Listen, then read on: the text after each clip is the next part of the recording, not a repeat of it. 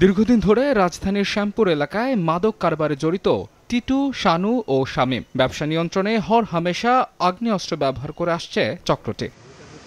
ঢাকা মহানগর গোয়েন্দা পুলিশের অভিযানে ধরা পড়া এই ৩ মাদক কারবারির কাছ থেকে উদ্ধার করা হয় ৩টি পিস্তল, ৬০ রাউন্ড গুলি ও বিপুল পরিমাণ মাদক।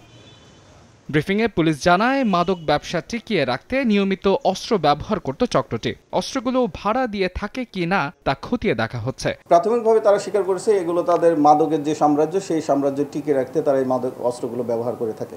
রাজনৈতিক কোনো স্থিতিশীলতার ক্ষেত্রে এই অস্ত্রগুলো ব্যবহার হয়ে থাকে কিনা এবং এই উক্ত এলাকায় আর কোন কোন মাদকের সাম্রাজ্য আছে বা মাদক ব্যবসায়ী আছে আর কারো কারো কাছে অস্ত্রগুলো আছে, আমরা তাদেরকে রিমান্ডে এনে জিজ্ঞাসাবাদে বিস্তারিত তথ্য উদ্ঘাটনের জন্য আমরা চেষ্টা করব।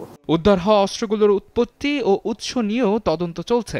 বিশেষ করে জুলাই গণ অভ্যুত্থানে আইন শৃঙ্খলা বাহিনীর খোয়া যাওয়া অস্ত্র, সেগুলোর সঙ্গে মিল আছে কি না তাও পরীক্ষা করছে ডিবি। জুলাই আগস্ট ঘটনায় আমাদের থানা পুলিশ হেফাজত থেকে অর্থাৎ পুলিশের অনেক অস্ত্র অর্থাৎ আইন শৃঙ্খলা বাহিনীর অনেক অস্ত্র কিন্তু খোয়া গিয়েছে। আমরা সেখানে মিলাই দেখব যে সেখানে পুলিশের ব্যবহৃত কোনো অস্ত্র এখানে ছিল কিনা। অবশ্যই আমরা এটি দেখব যে কোন পথে অস্ত্রগুলো আসে। গ্রেফতার ৩ জনের বিরুদ্ধে একাধিক অস্ত্র ও মাদক মামলা রয়েছে। মাহাদ ইসলাম ধ্রুব, সময় সংবাদ, ঢাকা।